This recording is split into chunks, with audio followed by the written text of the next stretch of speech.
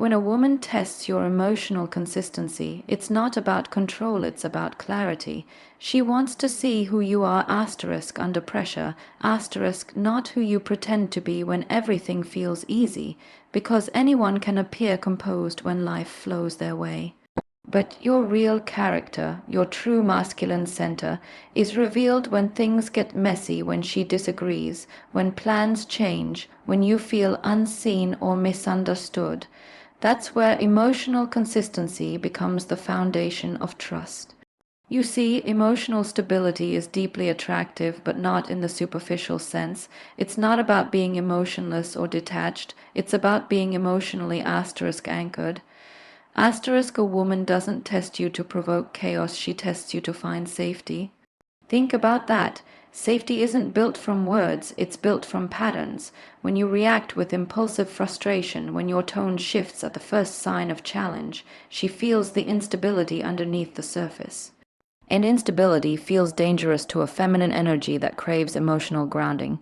Here's what's happening psychologically. Women are intuitive emotional readers. They can sense inconsistency before you even say a word. It's a survival instinct, centuries of emotional intelligence, shaped through sensitivity and observation.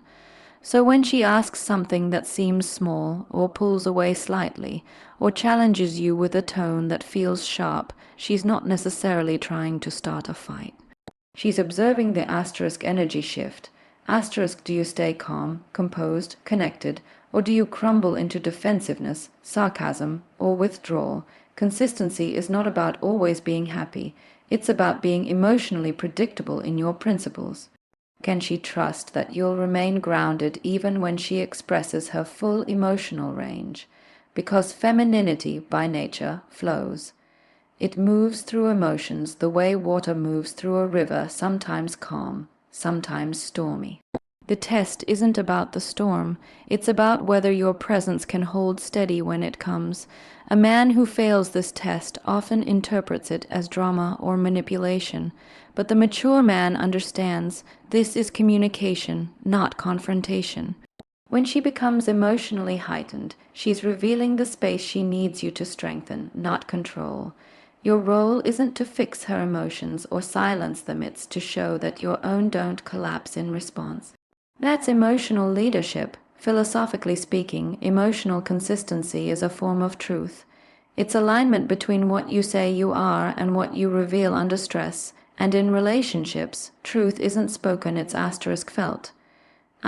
She's not looking for perfection. She's looking for congruence.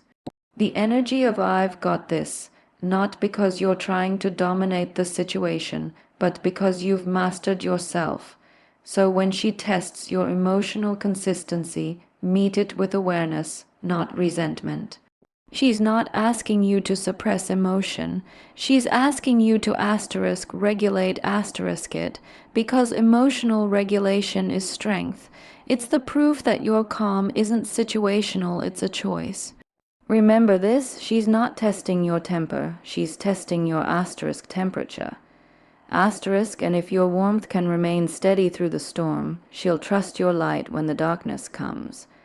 When a woman tests your attention and presence, she's not looking for constant validation, she's looking for connection. There's a difference. Validation says, I see you because you please me. Connection says, I see you because you matter. That's what she's searching for when she suddenly withdraws, when her energy changes, or when she becomes quieter than usual. It's not always distance, sometimes it's data. She's observing what happens when her energy is no longer feeding the space. Do you still show up with intention, or only when she's performing the version of herself that entertains you? You have to understand, attention isn't about how often you text or call. It's about the quality of your awareness when you're with her. A woman feels the difference between being looked at and being seen. Presence is not just physical proximity, it's psychological engagement. When she speaks, are you actually listening, or are you waiting for your turn to respond? When she shares her feelings, are you tuning into her emotional state, or are you trying to solve her like a problem to fix? She can feel the difference immediately. That's why many women will create small emotional spaces, not out of disinterest, but to see if you can hold the connection without her constantly maintaining it. When she steps back, she's not necessarily pulling away, she's checking for reciprocity. Can your attention reach beyond convenience, or does it collapse the moment she stops feeding you attention first? From a psychological perspective, this is an unconscious form of equilibrium testing. It's her way of asking, is this connection mutual, or am I carrying the emotional weight alone? Because true feminine energy thrives when it's met, not managed. If she always has to prompt you to notice her, to ask, to engage, she begins to feel unseen, and when a woman feels unseen, she will slowly begin to disconnect emotionally long before she disconnects physically. Presence, at its core, is a spiritual discipline. It means being asterisk with asterisk someone, not just asterisk around asterisk them. It's about sensitivity, not weakness, the ability to sense shifts in energy, tone, or silence without immediately reacting to defend your ego. The man who embodies real presence doesn't chase, he asterisk attunes. Asterisk, he pays attention to what's not being said as much as what is, and that level of attunement builds emotional safety because it communicates. You don't have to fight to be felt. Philosophically, attention is the purest form of love. Where you place your attention, you place your life force. That's why she notices when you're distracted, even when you think you're being subtle. Your presence, or lack of it, reveals what you value. And when your attention is fragmented, caught between your phone, your work, your distractions, what you're really communicating is, you are not my priority in this moment. She feels that energy long before you say it. So, when she tests your attention, don't chase her asterisk, center yourself. Asterisk, return to presence. Notice, listen, observe. Show her that your awareness isn't conditional on her behavior, but grounded in your own intention. Because the truth is simple, the feminine doesn't crave constant attention, it craves asterisk, conscious asterisk attention. The kind that says, even in your silence, I still see you. When a woman tests your boundaries, she's not trying to dominate you, she's trying to asterisk define asterisk you. Boundaries aren't barriers, they're maps of self-respect, and when she challenges them, consciously or unconsciously, she's trying to understand how clearly you know yourself. Because if you can't protect your own boundaries, how can she trust you to protect the integrity of the relationship? You see, the way you respond when a woman says no, or disagrees with you tells her everything she needs to know about your emotional maturity. Most men misread these moments as rejection or defiance. But in reality, they are reflections, opportunities to reveal how you navigate difference, how you handle resistance, how you show up when you don't get what you want. She's not just observing your reaction to her, she's witnessing your relationship with asterisk control. Asterisk, a woman's boundary isn't there to push you away, it's there to test your respect. When she says, I need space, she's not abandoning you. She's observing whether your ego can handle distance without turning it into punishment. When she disagrees with you, she's not trying to embarrass you. She's assessing whether your sense of identity is strong enough to hold disagreement without collapsing into defensiveness. And when she challenges your ideas, she's not attacking your intelligence. She's searching for alignment to see if you can stay grounded in your truth while still respecting hers. Boundaries are not about control, they're about clarity. They reveal where one person ends and another begins. Healthy masculine energy doesn't get threatened by a woman's boundaries. It gets asterisk, sharpened asterisk by them. Because when a man honors her no, he proves that his desire is guided by integrity, not entitlement. When he can say no himself with calm, with conviction, he demonstrates self-possession, not coldness. This is the kind of power that commands respect without ever demanding it. Psychologically, when she tests your boundaries, she's observing your relationship with power, not dominance, but self-governance. The man who lacks boundaries becomes reactive, accommodating to the point of self-erasure, confusing compliance for love. The man with rigid walls becomes controlling, mistaking fear for strength, but the man who holds his boundaries with grace communicates something entirely different. I know who I am, and I will not lose myself to be liked. That kind of energy is magnetic because it signals emotional safety. Philosophically, boundaries are the architecture of love. Without them, there's no structure. Love becomes chaos, emotional intensity without direction. The paradox is that limits create freedom. When both people know where they stand, connection deepens. A woman doesn't feel secure with a man who says yes to everything. She feels secure with a man whose yes asterisk means something asterisk because it's backed by principle. So when she tests your boundaries, don't see it as conflict, see it as calibration. She's trying to feel where your edges are, to know if you can stand firm without needing to overpower her. Because ultimately, love without boundaries isn't love, it's surrender of self. And the moment you lose your edges to please someone else, you stop being someone they can truly respect. When a woman tests your values, she's not trying to interrogate you, she's trying to understand you. She wants to see if the man you appear to be is the man you actually are when life challenges your principles. Values are the compass of character, and a woman, especially one rooted in emotional intelligence, will always be drawn to a man whose actions reflect a clear internal compass. She's not impressed by charm for long, she's observing integrity.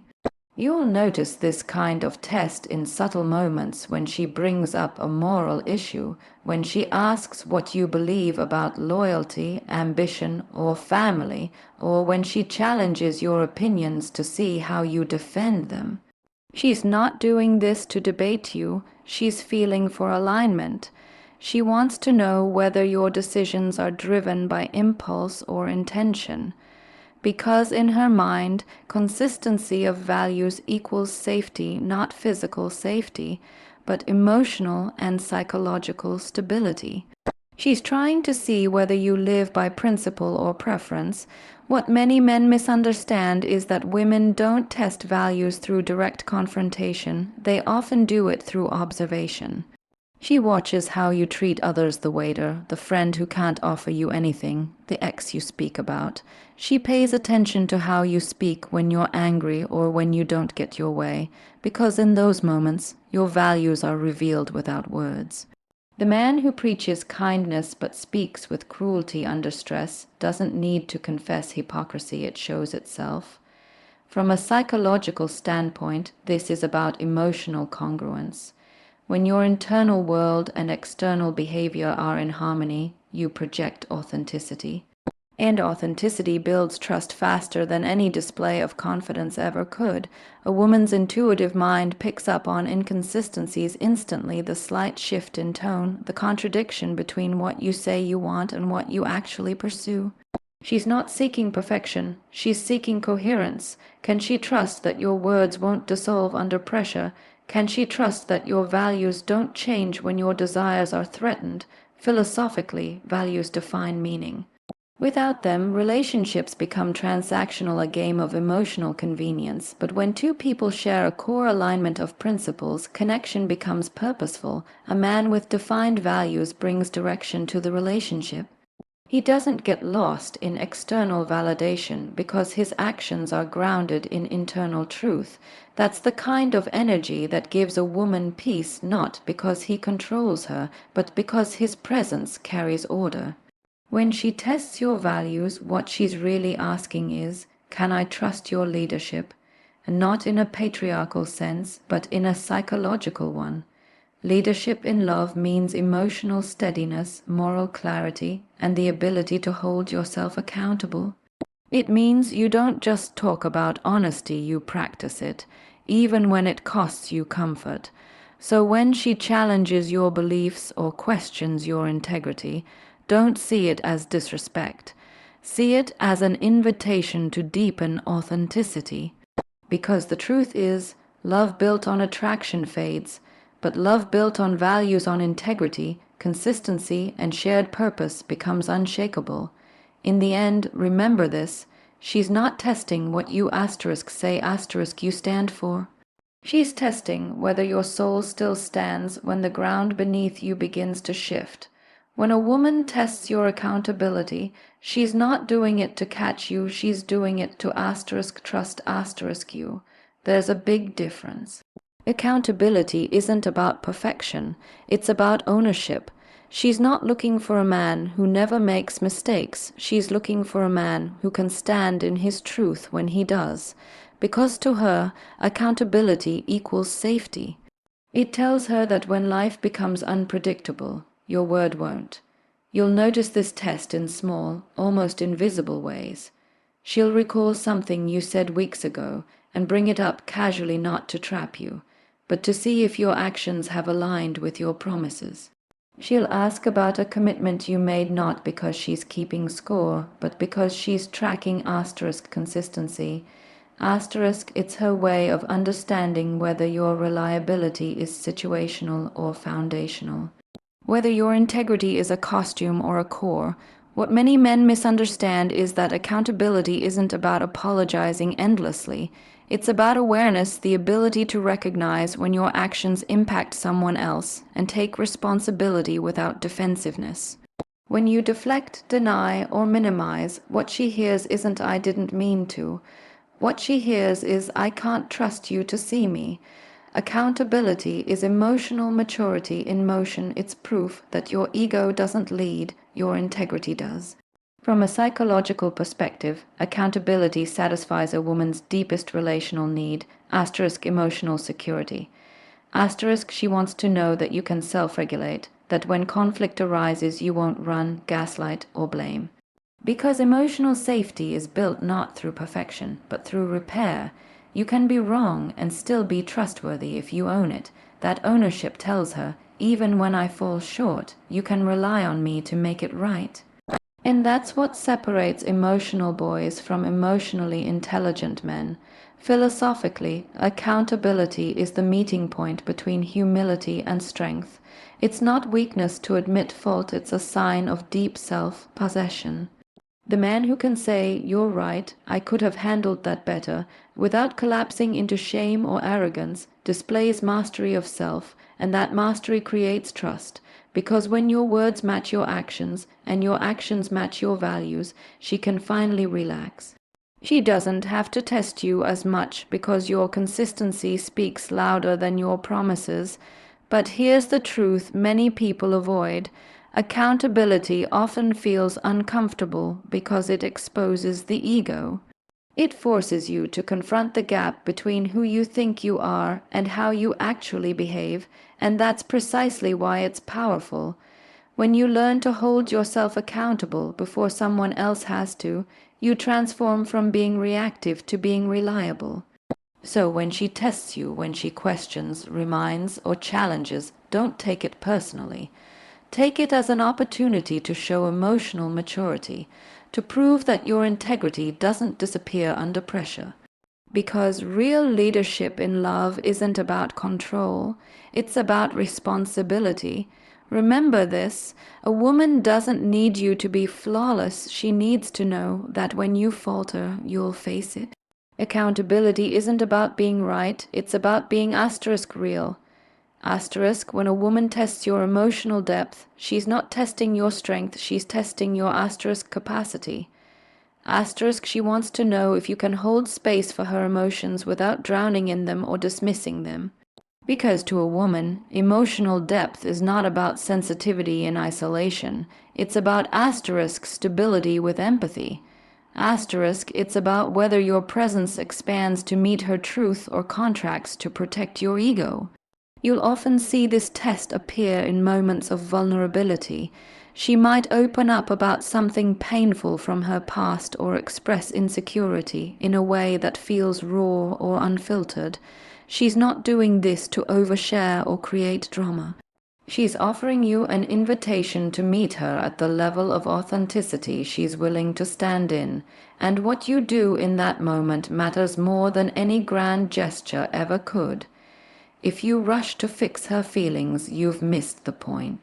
If you tell her to just calm down, you've failed the test, because she's not looking for a solution, she's looking for asterisk resonance.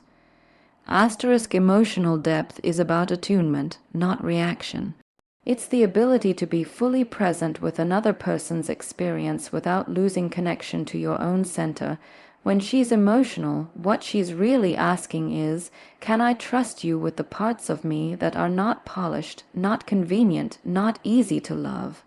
She doesn't want you to solve her emotions. She wants to know that her emotions don't scare you. Because if they scare you, they control you. And when they control you, she can't feel safe around you. From a psychological perspective, this is a test of emotional intelligence, your ability to perceive, understand, and respond to emotion without letting it dominate you. A man with emotional depth doesn't interpret a woman's emotional intensity as chaos. He sees it as communication. Emotion, after all, is data. It reveals what matters, and a man who can read that data with compassion rather than judgment instantly becomes trustworthy. Because empathy doesn't weaken him, it amplifies his power. Philosophically, emotional depth is the bridge between masculinity and consciousness. It's what separates reactive strength from conscious strength. Reactive strength fights emotion. Conscious strength integrates it. It says, I can feel deeply without losing direction. That's the kind of depth that women gravitate toward, not performative vulnerability, but grounded openness. It's the ability to say, I see your pain and I'm not afraid of it, while still holding your own emotional frame. When she tests your emotional depth, she's not testing whether you cry or confess. She's testing whether you feel. Whether you can stay emotionally available even when it's uncomfortable, whether you can listen to her truth without making it about you. Because the man who can remain calm, compassionate, and connected when emotions rise, that man becomes unforgettable. So when she opens up, don't withdraw and don't rush, just be there. Listen not to reply, but to understand. Show her that her emotions don't intimidate you, they invite you. Because ultimately, she's not testing how strong you are, she's testing how deeply human you can be. And in that depth lies the kind of strength that no woman will ever question.